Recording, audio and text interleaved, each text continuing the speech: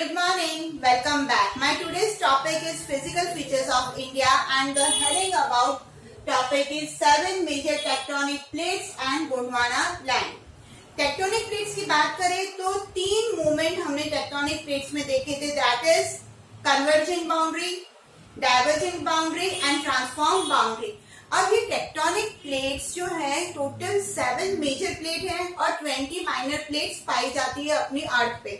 तो 7 major plates कौन सी है, चलिए देखते हैं।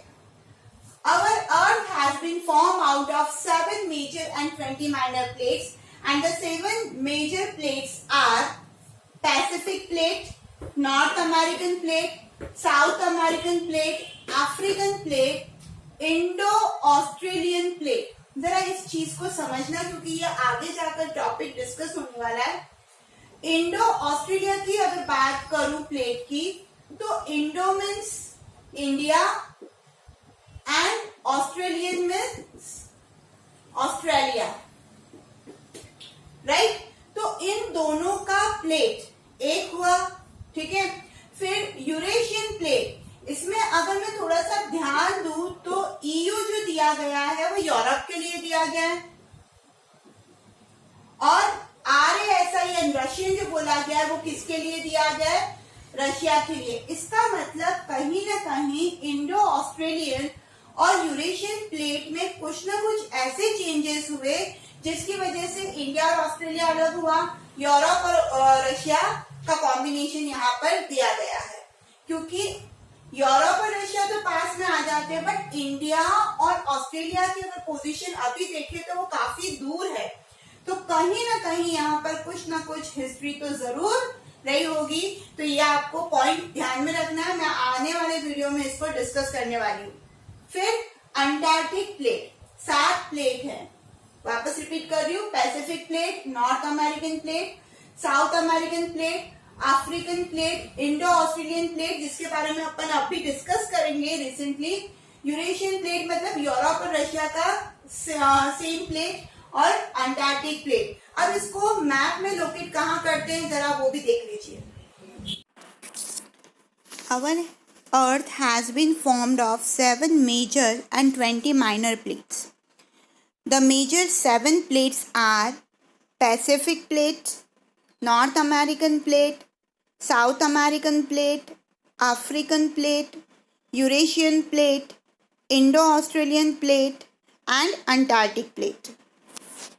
ओके अब यहाँ पर हुआ ये कि जब हम गोंडवाना लैंड को डिस्कस कर रहे हैं उससे पहले थोड़ा सा लाखों साल पहले जाकर देखते हैं कि एक्चुअल हुआ क्या था।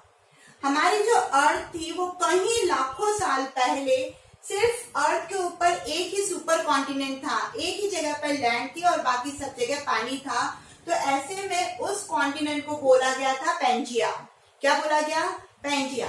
फिर धीरे धीरे क्या हुआ, जो मूवमेंट्स हो रहे थे टेक्टोनिक प्लेट्स के अंदर, जो स्प्लिट हो रहा था, उसकी वजह से क्या हुआ, ये जो सुपर कॉन्टिनेंट पेंजिया था उसके 2 टुकड़े हुए, एक नॉर्थ की तरफ और एक साउथ की तरफ वाला।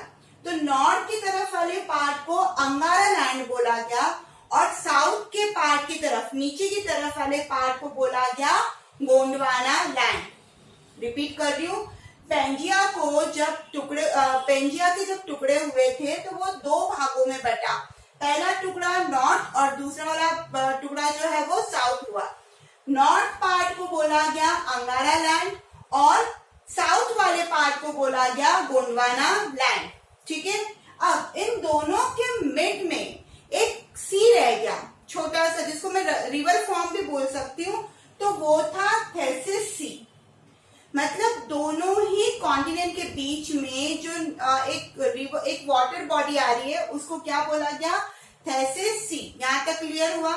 फिर सदर्न पार्ट की बात कर रहे हैं जिसको हम गोंडवाना लैंड बोलते हैं, उसमें India, Australia, south Africa, south America और अंटार्कटिका एक ही लैंड मास पे आ गए थे बड़े से।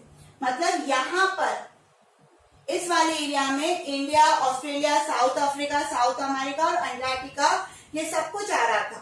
क्लियर। अब क्या हुआ, वापस लाखों सालों के प्रोसेस के अंदर स्प्लिट चालू हुए, मूवमेंट्स चालू हुए। तो क्या हुआ, the crust split into number of pieces, बहुत ज्यादा टुकड़ों में वो जो प्लेट्स थी वो टूटने लग गई, बिखरने लग गई।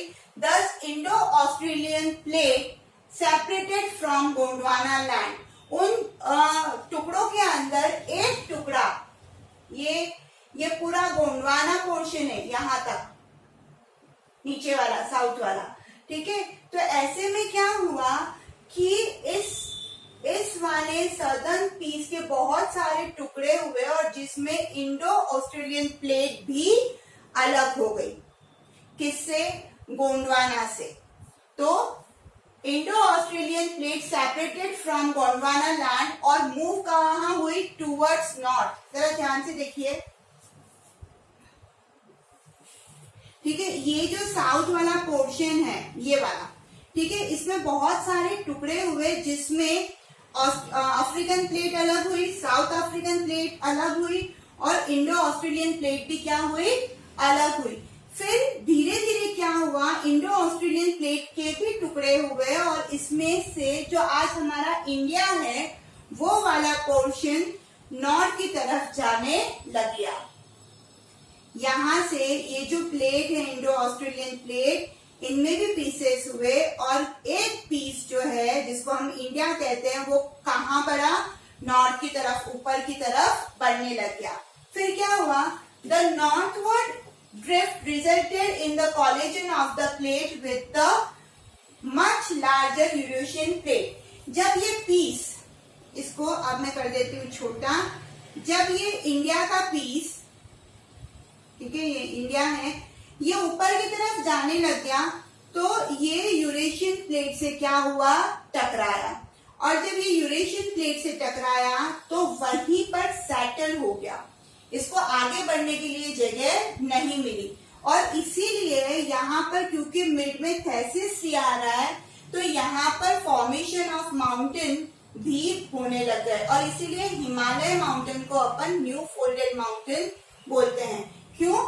क्योंकि ये प्लेट जब मूव हुई आगे की तरफ तो जब तक इसको सपोर्ट नहीं मिला यूरेशियन प्लेट का, वो मूव होती गई और जब उसको सपोर्ट मिल गया तो वो अटकी और मिड में जो थेसिस सी का पोर्शन आ रहा था वो एज इट इज रह गया, जिसकी वजह से यहाँ पर सेडिमेंट होने लग गए और माउंटेन फॉर्म होने लग गए। और आज जो हम बोलते हैं कि हिमालय बहुत ही यंग और न्यू फोल्डेड माउंटेन है, ये इसी वजह से कहा जाता है क्योंकि बाकी जितने भी पीसेस थे वो सेटल्ड थे, बट इंडिया जो था वो नॉर्थ की तरफ बढ़ा था। मतलब पहले इंडिया यहाँ था और मूवमेंट करके वो नॉर्थ की तरफ चला। ठीक है, आई होप थोड़ा सा आपको क्लियर हो गया होगा। डाउट है तो एक बार वापस रिपीटेडली इसको सुनिए, ये डाउट क्लियर हो जाएंगे आपके। फिर भी कोई डाउट रह जाता है कमेंट करिए, लाइक करिए, शेयर करिए और पढ़ते रहिए social studies with Sangeeta. Thank you so much.